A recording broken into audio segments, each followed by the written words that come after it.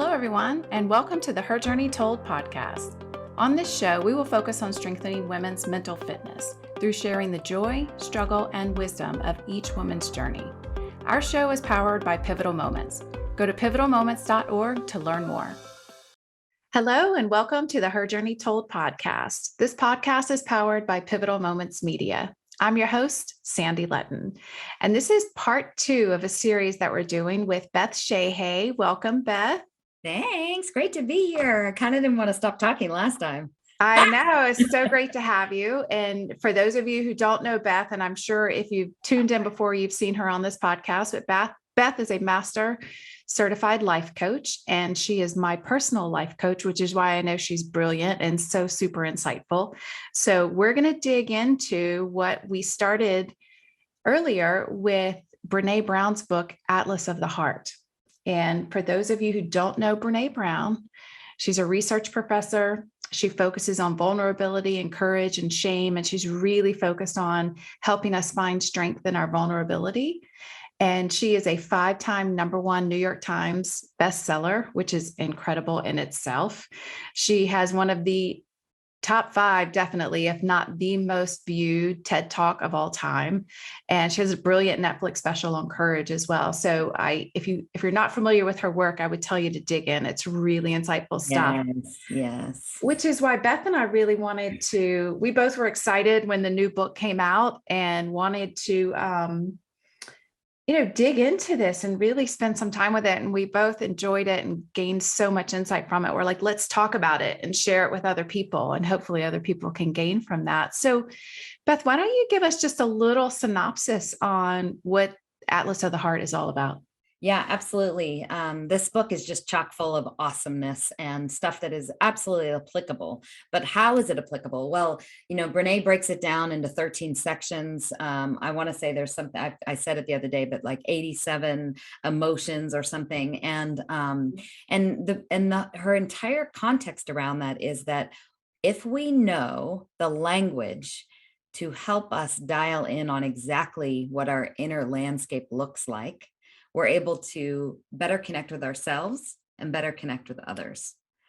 And so it's this beautiful concept around really sinking in, really getting in tune with that space and being able to bring that forward. So, often we can think in big buckets of big emotions, anger, sadness, frustration, disappointment, but what is it really? What is, that's one little teeny piece of the pie. When you open up that pie, there's so many emotions that can come behind that. And when you can pinpoint it, you can communicate it better with yourself and others. So it's a beautiful book. It is, I mentioned this yesterday and I believe it wholeheartedly. It could be a Bible for you, for relationships. Yep, there it is.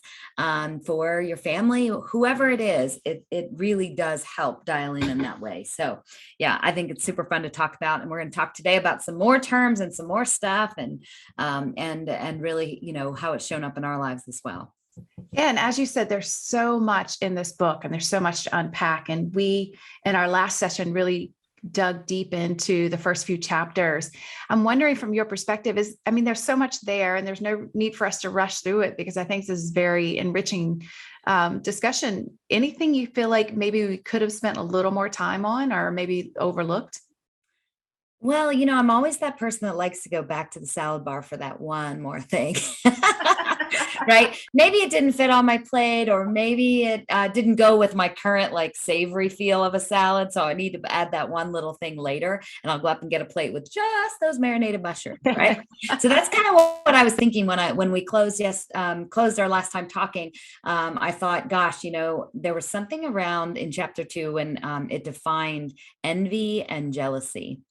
And I thought, that is something that I wanted to bring up because for me personally in my life, I don't know if I really understood the definition. So Brene talks about envy occurs when you want something that another person has and you feel discontentment or resentment around it.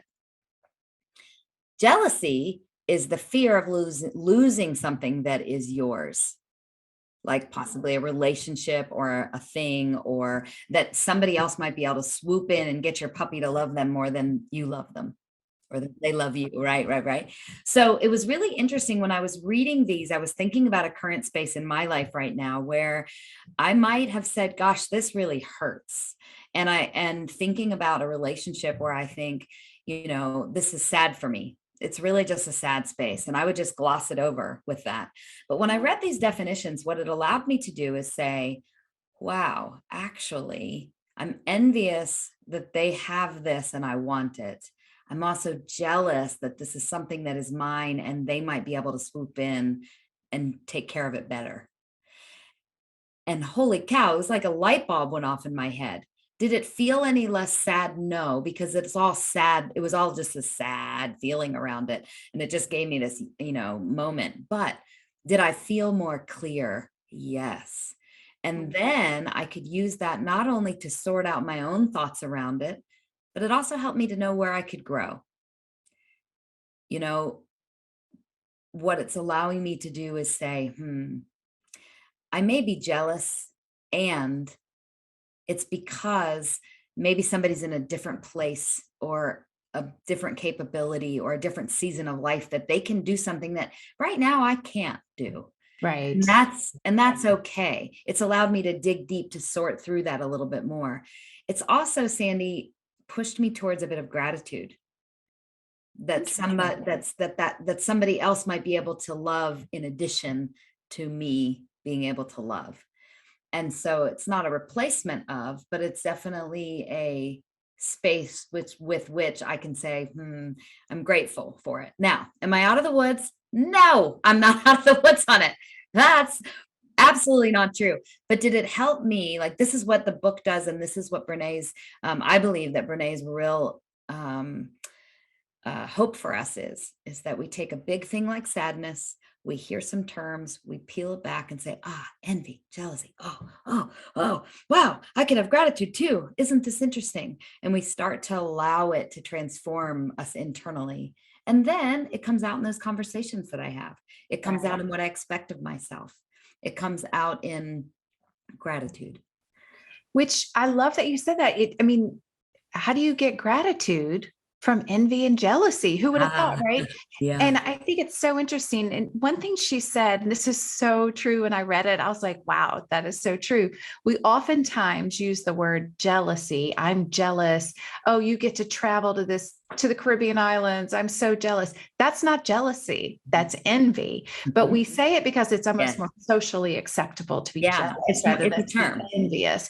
It's like we've made envy this really horrible thing, right? It's bad word.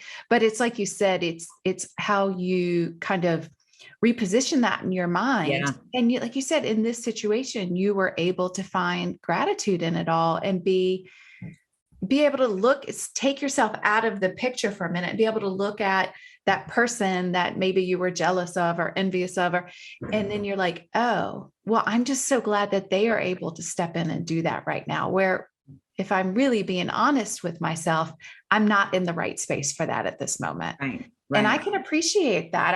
I remember going through a transition myself where I left my company, which I had really not healthily identified myself with that position. Right. Mm-hmm. And unfortunately, when I was no longer holding that position from a career standpoint, I felt a lot of different emotions, first of all. But one was, there was absolute jealousy. Like, what if somebody else steps into that role and does it so much better than I ever did? Right. Well, truth be told, that would be great for all those people that worked there, for the company, for all the clients that they served, right? I mean, I look back on it now and think, wow, that's exactly what I needed when I needed it. Of course, hindsight is everything. You can see these things. But had I been able to be in a space then to see, I maybe would have felt differently about it and about myself. Right. But I didn't really give myself that opportunity to kind of step back and go, let me look at this a different way. Right. But now, like you said, having read this and really making the distinction between those words and the language, And how you just said gratitude, because oftentimes resentment comes from that, right? Not gratitude, but you just turned it around for me. And I was like, that I've got to look for those moments of gratitude, right? And there's, notebooks everywhere that says, wake up and be grateful and all these things. Right. It's so true. I mean, sometimes we get a little annoyed, like, yeah, right. But I mean, it is true. It is looking for those moments to be grateful and have that gratitude. So thank you for sharing that. That was really, really powerful. Well, and it comes back to what we talked about last time, the limits of our language is the limit of our world. So if all I said was, this saddens me or this angers me, I just stay there. I stay in that surface level of anger, but I don't really understand it, or I'm not willing to go there. Sandy, it takes work, and it takes, this self-curiosity and compassion to go deeper into some of these terms that Brene is encouraging us to, because it's there that I was able to see differently. Like you said, get a perspective of what it's like to have somebody else come in and do a job, and how cool that they were able to do that, even if it was better, because it's better for everyone involved. But unless you dig deep into that, you can't actually see it because you don't have that perspective. So, it's the challenge of being willing to get in there a little bit and really discern, because that's where the learning takes place. Absolutely. And yes, and that's where we grow. And it is hard. It's like you said, and that is one of the things I've learned to embrace is the work is hard. Oftentimes I don't want to do it. You experience that from me. I don't know that I necessarily meet it with resistance, but or I don't necessarily let you see the resistance, but I'm feeling it. And I mean, I'm feeling it deep. I'm like, I don't want to do this today, but I always walk away from it going, oh, I'm so glad I did that. I did the work. It was hard. It was emotional. You've even said to me, go rest, go take a break, right? Yeah, this is real work. Be kind to yourself. Yeah, this is as difficult as going out and shoveling your driveway. Yeah. This is, this is the same kind of work. And so I often encourage people, you ran a marathon here. Give yourself some self-care. And even if you can't do it immediately after we've chatted, do it sometime that evening or something, because it is real work. It should not be, it's definitely not lighthearted. And at the same time, I would say the only way out is through. Right. That's such a great point. You have to deal with it. You have to understand it, feel it, express it. Like really, so many really people don't want to open that gate. I get it. I'm one of them.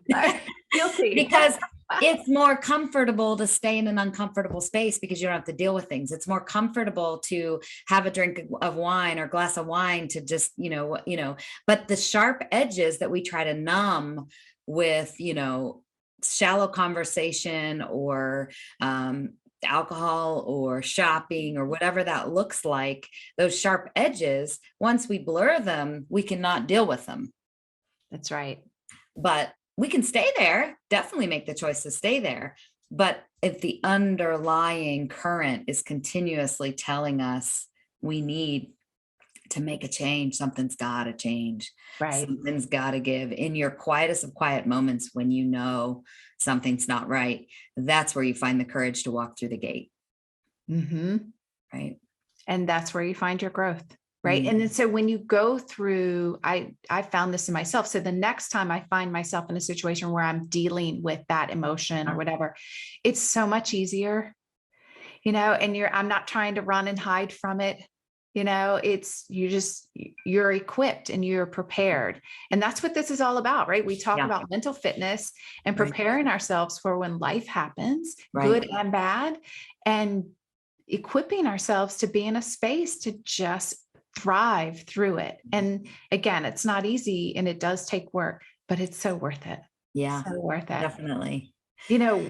Sorry, were you going to go ahead? No, I was just going to say, I was going to bring us to chapter 3. So if you have something else on that, go for it. No, actually, I was going to do the same. Yeah, go for it. So one thing I was going to say is that as you talked about taking that time to really identify where you are and to be in that space and give yourself that perspective. Mm-hmm. I can't think of a time that's been better for us to maybe do that than this pandemic. Mm-hmm. Because talking about chapter 3, Brene talks about when things don't go as planned. Yeah. And let's be honest, we all got shut down overnight, right? I Yes. mean, everything changed in our worlds overnight. And wow, what, so much emotion came from that. And I just think there's so much opportunity to do work, but you're also dealing with the fact that we're in a pandemic. It's scary. Right. There's a lot of uncertainty.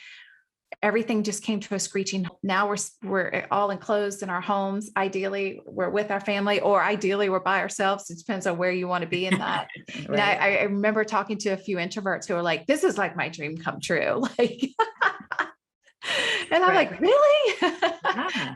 But yeah, and she really gets into the things that, where we go when things are unplanned, and boredom, in disappointment and regret were three of the things she focused on. And boredom, I thought, was really interesting. As she defined it, it's when you can't do something you want to do. And I hear this from my kids all the time. I'm bored. I don't, what would entertain me? And I think to myself, how could they possibly be bored? But the truth is, it's because they want to be on video games, or they want to be on screens, or watching TV. And that's what I'm saying. No, go outside, do something else. You got to do something, find something different. Right.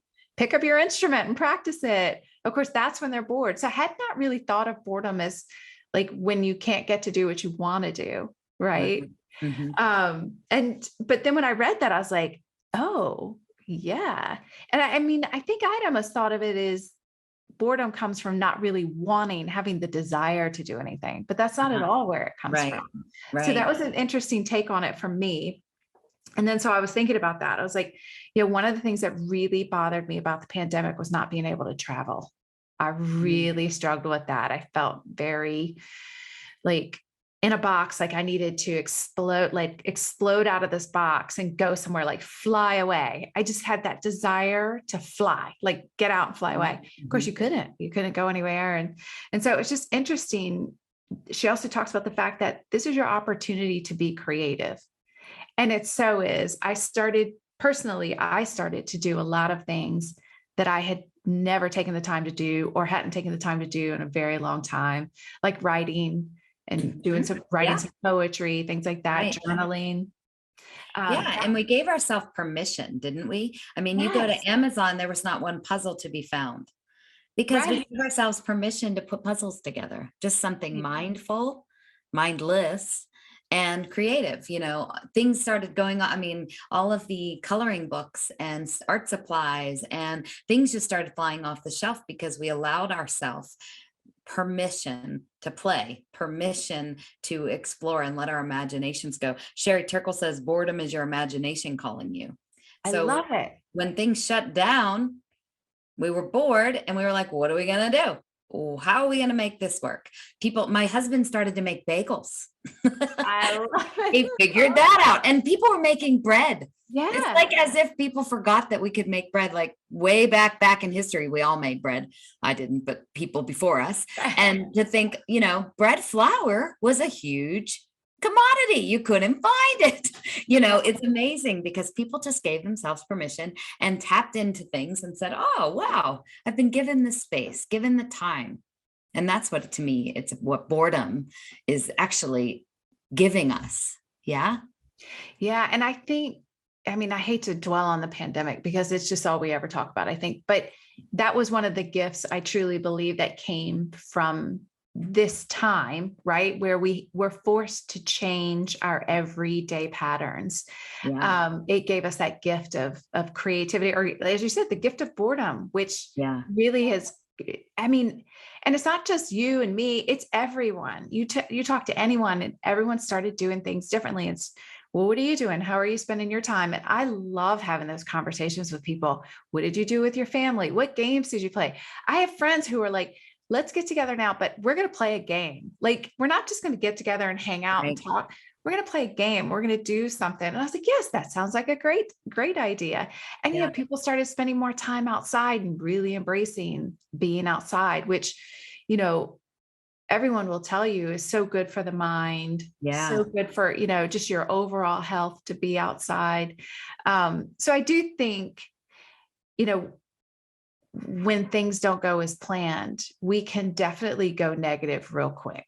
Yeah. Right. Right. But Right. there is a true opportunity there to turn that around. And it's just as we talked about before, it's that changing that narrative in your mind, right? Absolutely. Finding an opportunity to be grateful for this space that you're in and figuring out like, wow, how can I take full advantage of this moment in time?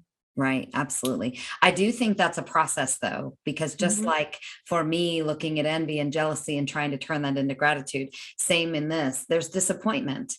And that's something she talks about too in this chapter is, disappointment is unmet expectations.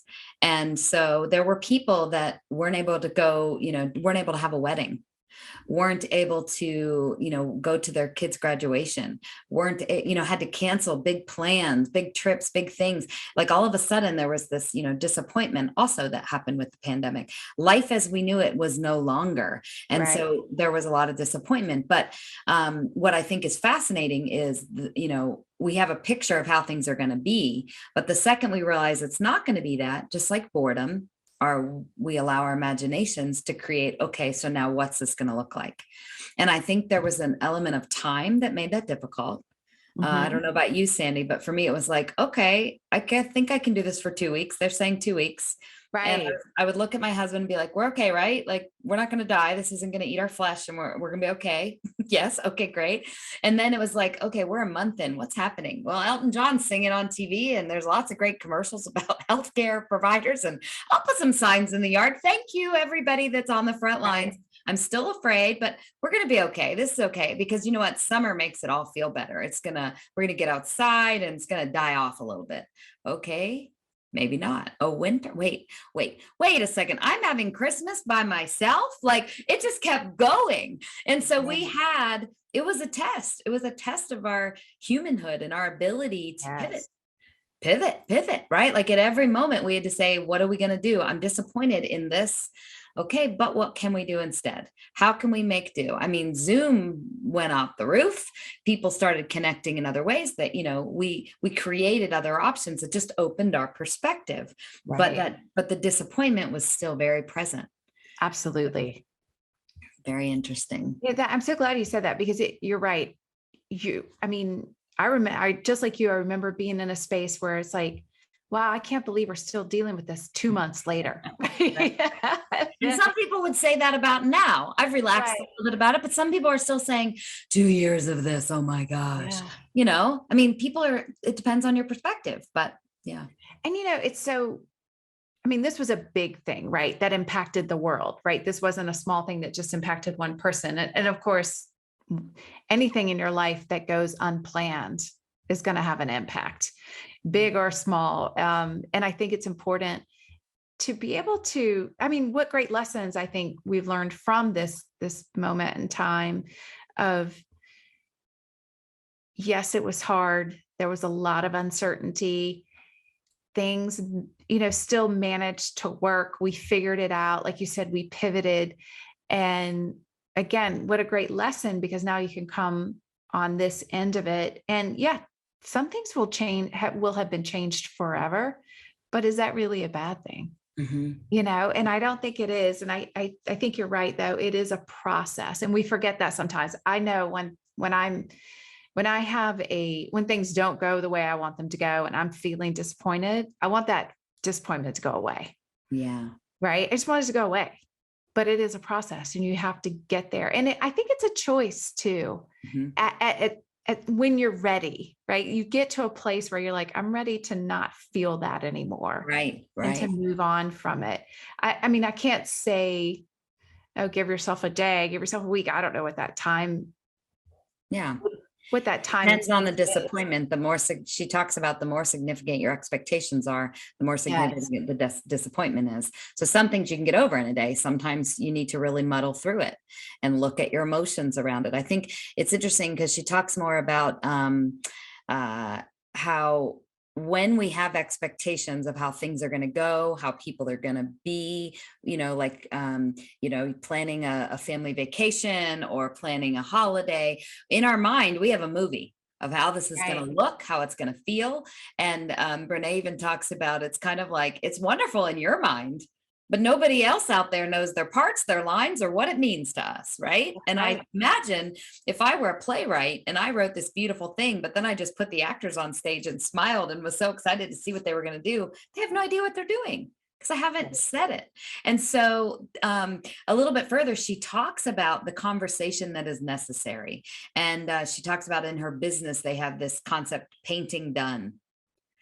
And painting done means when that painting is done and hanging on the wall, it's exactly what I had in mind. It's exactly what I was hopeful for. It's doing exactly the kind of thing that I wanted it to do. And it's exactly on my mind, but it couldn't have gotten there unless she communicated with her team what it is, who it's for, what's the outcome, all the things. And so they look at it that way when they talk about projects or mission or effort in their company. We as people can look at that on a daily basis about any conversation that we have with anybody about what we expect or what we're hopeful for. It could be on a daily basis. I start my Saturday mornings with my husband. What are you hoping to accomplish this weekend? Because for years, we would just both go about our day wishing the other was doing something differently, and we never knew. But if my husband says, I'd like to relax and replace the light, I'll say, awesome. I'd like to watch a little Olympics and I want to make sure that we spend some time with the kids. Cool. That little teeny bit of expectation allows us to get on the same page. But without knowing that, we could go our separate ways. Disappointment, resentment, bitterness, those things start to swell. So, I think I love when she talks about what that means and helping other people get clued in to your perfect movie. Yeah. That's a great way of putting it, like really making it your movie and setting those expectations. I'm guilty of having plans and having, my own expectations, but never having communicated it, and can't understand why, you can't read my mind, right? Right. Those moments. It's like, what do you mean you can't read my mind, right? Didn't I say that? Wasn't I clear? You should have known. How many times have you thought that? You should have known. Right. What I was thinking. And it's just so wrong. You can't think that way. And you do have to get comfortable communicating it. And I think that it's so important. And the more you do it, the better you get at it, right? And as Brene would say, it's learning that language. I'm really, disappointed. Here's why I'm disappointed. And, as opposed to what we sometimes do is, when we talk about regret, that's all about someone, not getting your expectations met. But was it, there's a moment of self-reflection, right? And so then you start going, oh, well, I guess I didn't communicate that.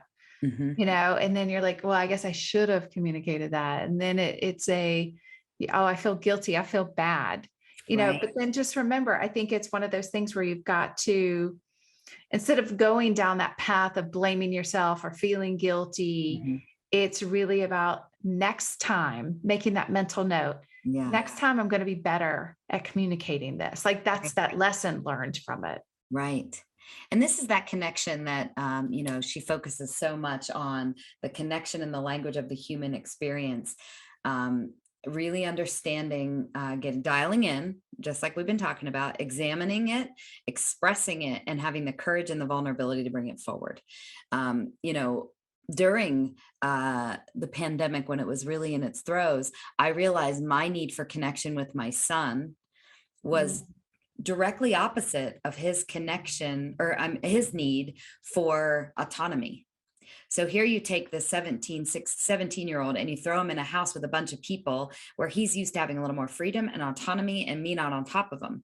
I'm like, yay, my son that's going to soon be off in college and in life is home. I can connect. My expectation in movie was this. His expectation in movie is he's in huge disappointment. And I'm like, yay. What I realized is I needed to communicate that. I recognize that my need for connection is this. So when I see you doing this, I feel this way. Are you willing to do whatever? This is just nonviolent communication. And he could say yes or no. And if he can't say yes, it's because his need for autonomy is so strong the other way. So what we could do is then say, okay, are we both willing to compromise in some ways, recognizing that you still need your autonomy, I still want my connection, but we can also find a way that meets both of our needs, and then I can let you go, and you can, and I'm fine because I got what I needed a little bit, right? But it does require you actually knowing what you need or what you desire, what you expect, and communicating that, and having that other party or other parties not only be knowledgeable of it, but you're asking with open hands. You're willing to accept that they might not be able to, or at least you can find a compromise. Does that make sense? So Oh, yes. It's a very interesting, way about it. But when you're clear and you can communicate it, good things happen. I completely relate to that. Having a 14-year-old son in my house, and then I have 11-year-old twins, boy, girl twins, right? My twins still love hanging out with me. They still think I'm pretty cool. And I love hanging out with them. And, I want that same thing with my oldest son. And you're right. He's growing into that phase of his life where he wants more independence, he wants to be able to do things. And sometimes he doesn't talk as much as he used to. And he and I've always been very close. I'm very thankful for that.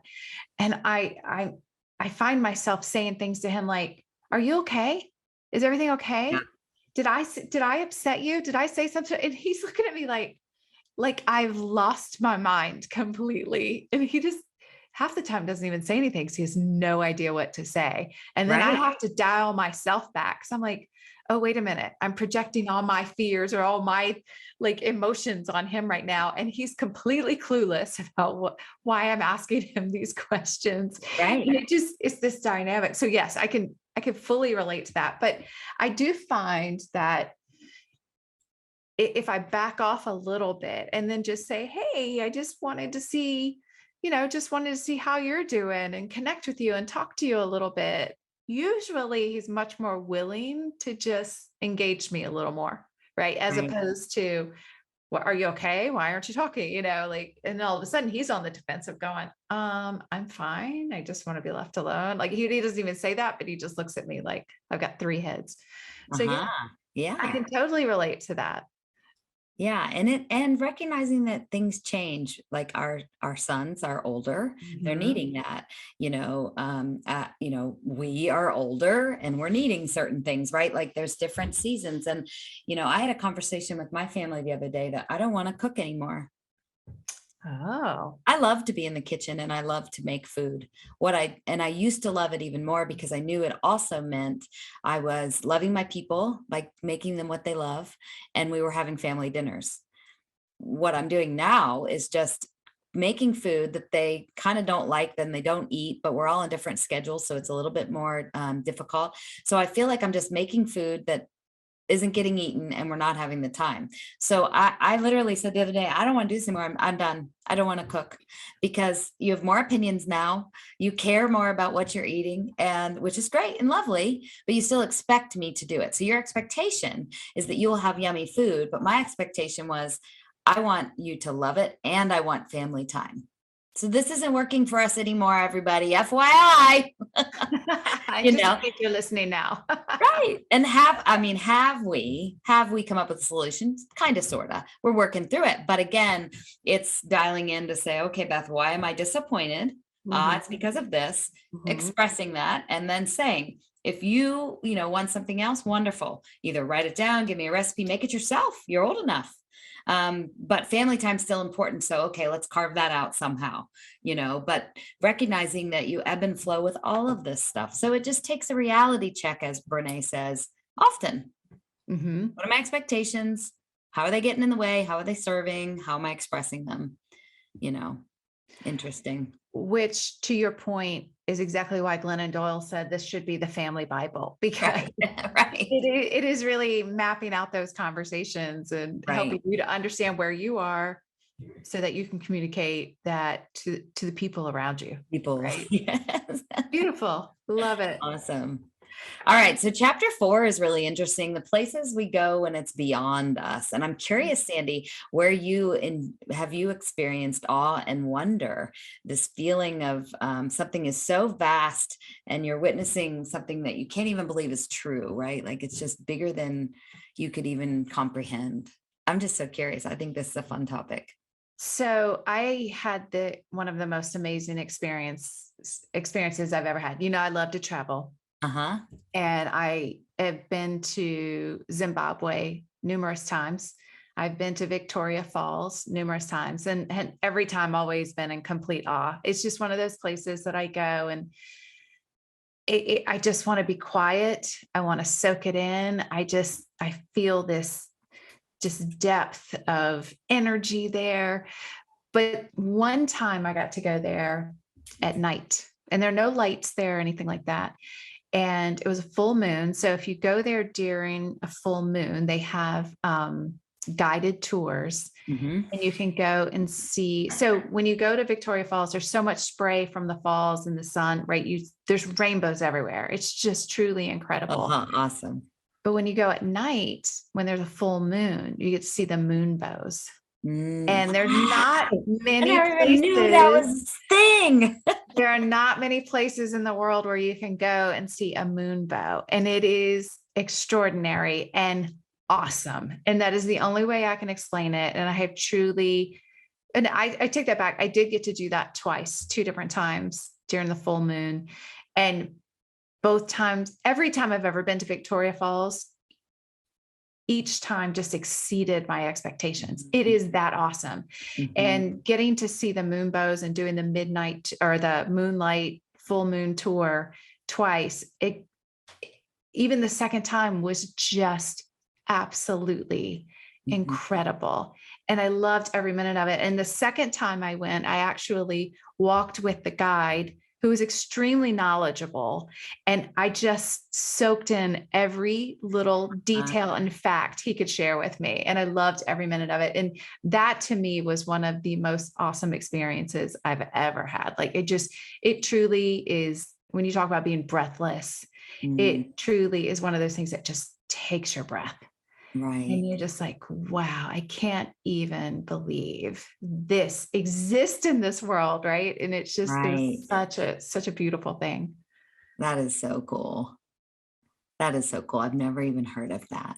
I know. Moonbows. And you try to take pictures of it. Of course, whenever you try to take pictures of something like so grand and awesome like that, you just can't quite capture it, but it was absolutely extraordinary. So cool. That's awesome. Yeah. So yeah, that was something that was completely as chapter 4 says, beyond us, right? I mean, that is something that was created, one of the 7 wonders of the world. It just, wow. And then to be able to experience a moonbow. Look, I mean, if you Google it, I will see there's only like a couple of places in the world you could go to see them. So or unless go ahead. Unless you catch like a full moon and a storm comes through, there might be a chance of a moonbow, but there's no guarantee, right? Interesting. So tell me, you had this experience, you couldn't even take it in. It was so awe-inspiring. It was just amazing. Brene says that awe-inducing events may be the fastest and most powerful method of personal change and growth. Tell me, did you feel any sense of change in you? Did you feel anything different? Every time I've gone to Zimbabwe, I have come back changed. I think it's so easy for us. I always say to my children, you live in this little bubble and you're protected in this bubble, and the world doesn't look like this everywhere you go. Right. But, the beauty of it all is, I mean, yes, when you go, you see poverty, you see sickness, you see a lot of tough things, but at the same time, you see a community of people who fully rely on one another. You see a community of people who are happy and joyful and grateful for what they have. Oh, and by the way, they're thrilled to see you there, and they're so welcoming and bringing you into their culture. That changes you. That changes you. And yeah, it absolutely. And just, I look at a place like Victoria Falls. It's just so incredible. And I know for certain, I believe in God. There is a God. I mean, how else could anyone explain this? And that's my opinion. I'm not saying anyone has to share that opinion, but and for me, it just gave me a peace and a serenity that I don't know that I've really truly experienced before. Mm-hmm. So yeah, it does change you. I totally agree with that. Mm-hmm. Yeah, absolutely. That's lovely. Now, what about for the person that might not have the resources to travel or go across the world? You know, you don't have to, would you agree that you don't have to go see, Zimbabwe, or I think Brene talks about the Northern Lights to experience this, that it can also be in the very simple things in our everyday life, literally picking up a flower and looking at the petals and just being fully present in that, or whatever it is that moves you to tears. I once watched some gorillas sleeping at night with beautiful Christmas music playing. It was their sleep time, but they let us go in and they had blankets, and I just stared at them and was in awe at these beautiful creatures that were cuddling with their moms, but just the very, I find it a lot in nature, but just the simplest little thing that can help us see perspective right here, right now, where we are.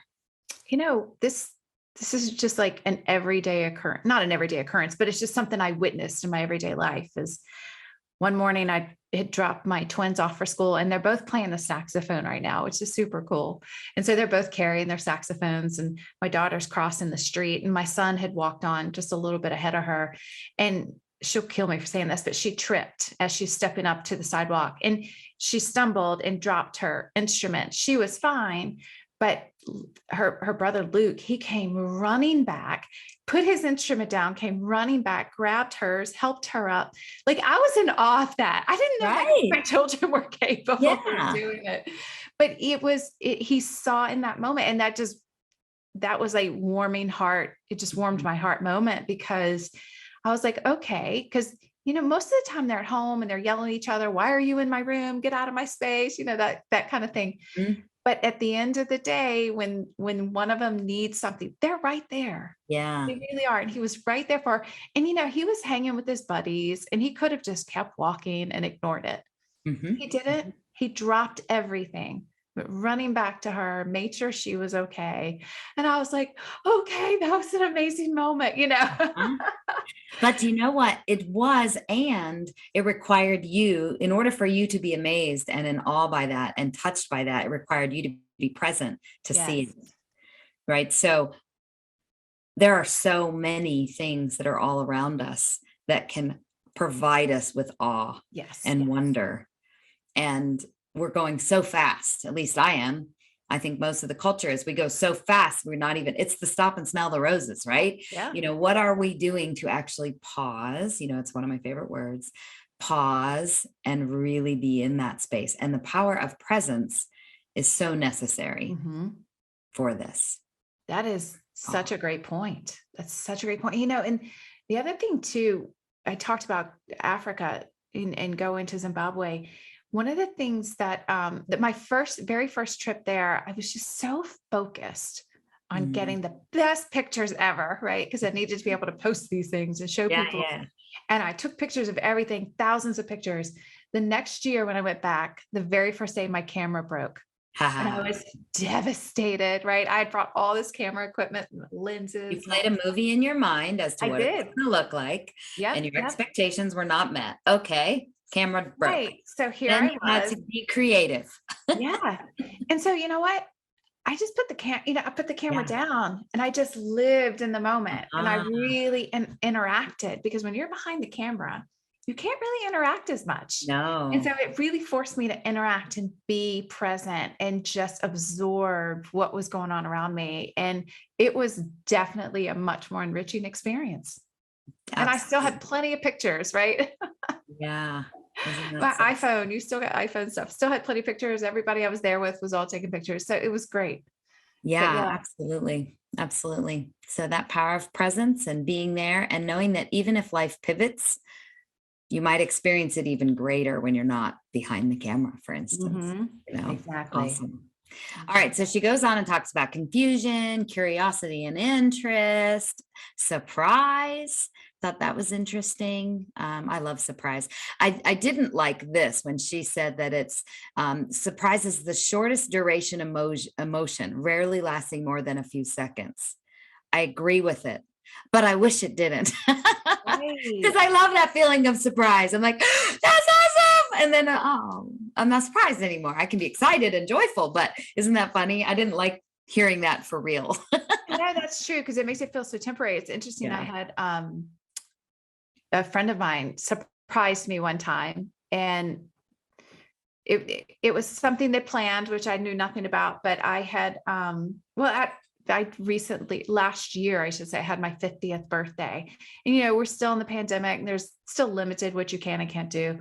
And, a friend of mine was like, well, I'm just going to come over. You and I can just hang out and talk and catch up, have a glass of wine. I was like, that'd be great. So she shows up and she's got all this food and stuff. I was like, oh, how lovely. That was nice. And then a few minutes later, someone knocked at my door and I was like, what? Who's at my door? Right? No one's supposed to be coming here. Opened the door, and it was one of our other friends who had flown in from out of town to surprise me.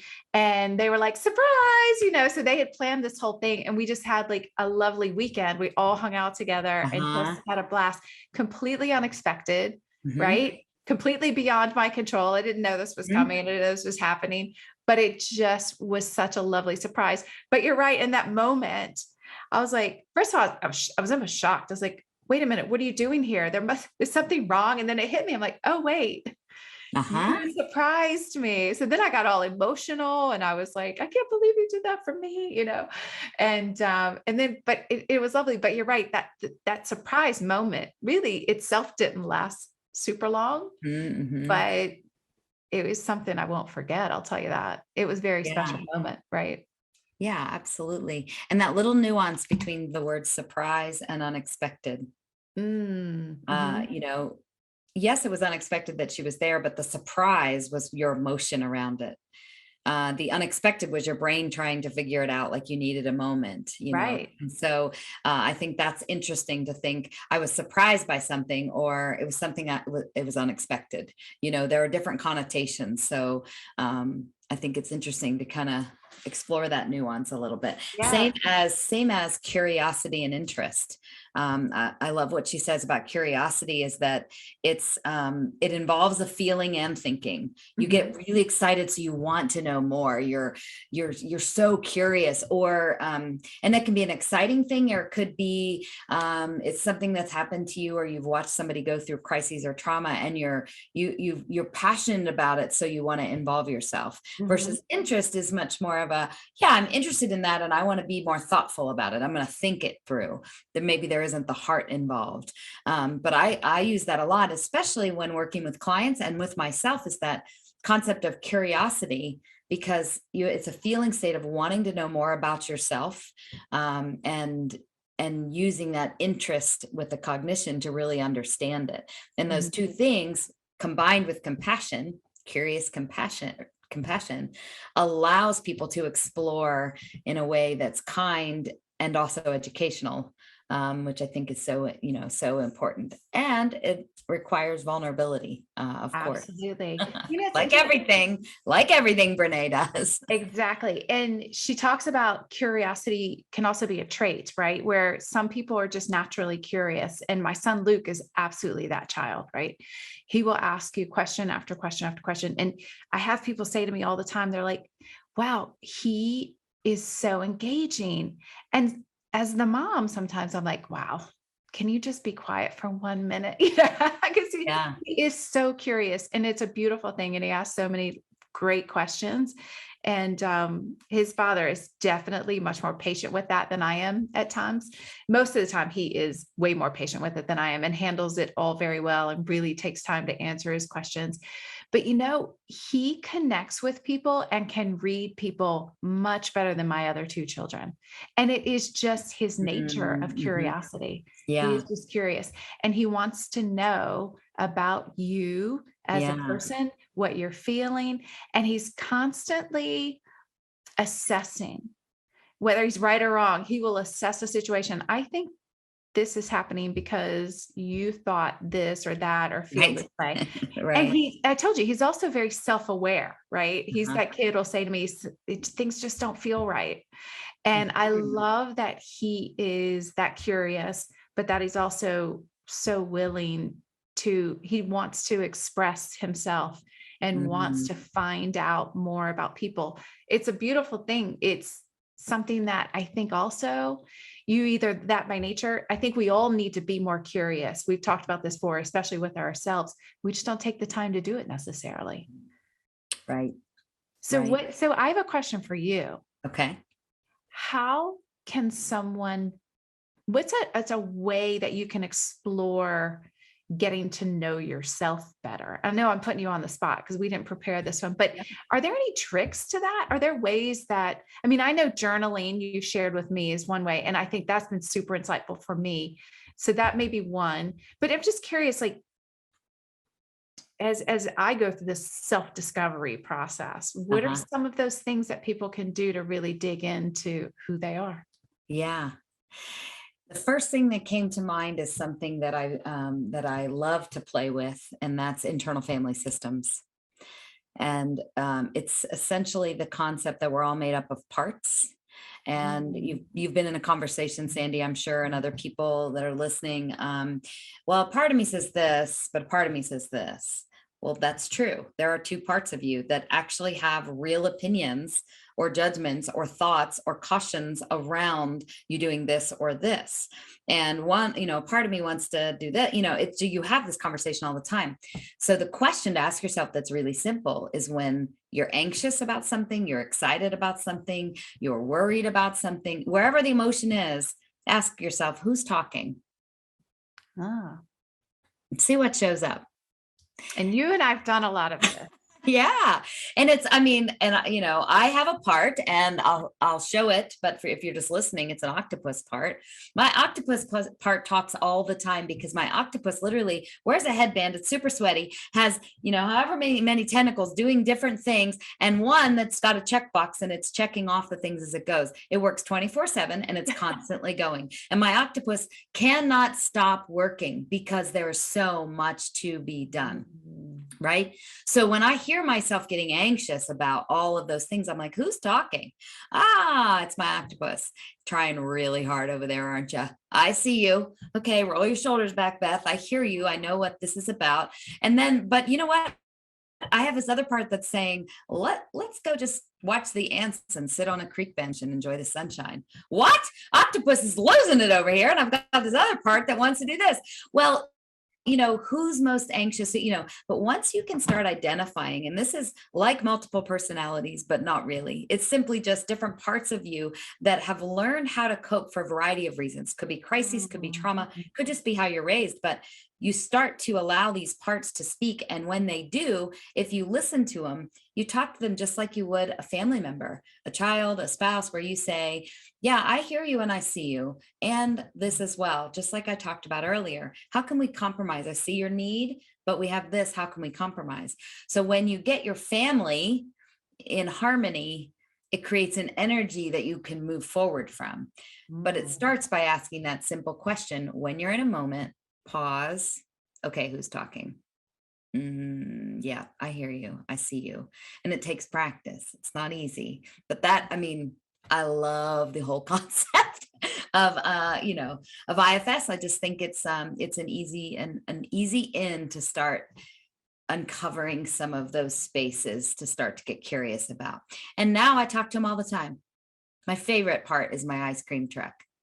Ah, It's the one that wants to have other people just be so joyful the moment that they hear the music, right? right. Because there's so much goodness in life. And that part always trumps everybody else if it's talking. Ah, how funny. How Yeah. funny. Yeah. Yeah, you and I've done some of this work as well. And I have this, I always say it's this conflict in my mind, but it's that wild child, Mhm. right? Part, and then my Yeah. dictator part. My Yeah. dictator part is the one who's managing, like you just said, the to-do list, Yeah. keeping me productive, keeping me going, getting things done. The wild child in me is the one that's like, but wait, I don't want an agenda. I don't want to do that. I just want to flow. I want to go freely about my day and do what I want to do when I want to do it. And don't give me structure. And then the dictator's like, we need structure. Right. So it's a And constant in your case, Sandy, when you have these two parts, imagine yourself as the rope that they're playing tug of war with. That's what goes on in your mind. Right. It's a rope where you're being tugged back and forth, and maybe one gets a little more of it, but then it easily slips back to the other, and it's a tug of war. But when you become a witness to it, you're not the rope anymore. You're watching, you're backing up, again, creating that distance for the two of them to do it and to pull back and forth, but you can see why. You start to understand it. You can look at it. You can say, okay, I get why you're pulling so hard. And yet in this moment right now, we actually have the time and space to listen to the wild child and do what they need right now. Right. But you create the space so you can see it, see the whole picture, advise yourself from your big S self, which is your all-knowing self. Yes. And you're able to make a better choice about that situation rather than being the rope and being blended with their tug, if that makes sense. Absolutely. And the other thing I've learned about that too is the more I get to know myself, the better I understand those people around me and why someone might just like make me a little crazy sometimes, but I can't really pinpoint why. And oftentimes it's that person who's like, okay, here's the agenda. This is what we got to do today. We're going to start here. Like our trip to Disney World, right, with the kids. And it was, all right, we got to be here at this time. We got to be there at that time. And there was one point I was like, I can't do this anymore. Right. My wild child was like, I can't live this structured. Right. But it's also, I mean, for me, it was recognizing, oh, okay, now I know. But I also know that this person in my life needs that structure. Right. And so then you start to have respect for the fact that they are different. And I think that's exactly what, Brene is getting to the heart of in this book. It is learning to know and be more aware of who we are, what we're feeling, and then how to communicate that so that we can even deeply connect more with those around us. Right. So there's so much in this book. And you and I have just scratched the surface, which I love. It's so much fun. And we're going to keep going. So I hope our audience will stay with us through this and continue to learn. If you all haven't gotten the book or read the book, please do. And Beth, also share with everyone how they can find you. You are so insightful and you bring so much great insights to these types of discussions. Where can people find out more about you? My website is www.thegroundedcanary.com. I'm also Beth at thegroundedcanary.com. So if somebody wants to just email me straight up, I'd love to chat further. Sometimes it takes just a little bit more of an intentionality and that one-on-one conversation that helps people to dig into some of those spaces. Especially, it's like anything, when you want to get your body in shape, you go to a trainer to start going. And once your body figures it out, it can start doing some of it on its own. But when you want to get your life in shape, a life coach helps to do that too, to help you say, how can we start the muscles, bend shape, and figure out how to get it working so that we can start applying this in all areas of our life. So check me out. I'd love to chat more. And Sandy, I appreciate this. This is so fun for me. Not only is the book awesome, but the conversation, man, it's been so fun to kind of just explore this with you and feel it out a little bit, give it some legs. Yeah, I completely agree. And this is for me, taking this book to a whole other depth, right? It's one thing to read it and try to take it all in, but it's actually helped me to understand it better. Like really, you've challenged me to think through my own examples of how, this has happened in my life, but also hearing yours. So I hope the audience is getting what kind of the same experience we're getting from this. So stay tuned. There's more to come on this discussion. You've been listening to the Her Journey Told podcast, powered by Pivotal Moments Media. Thanks, and we'll see you soon.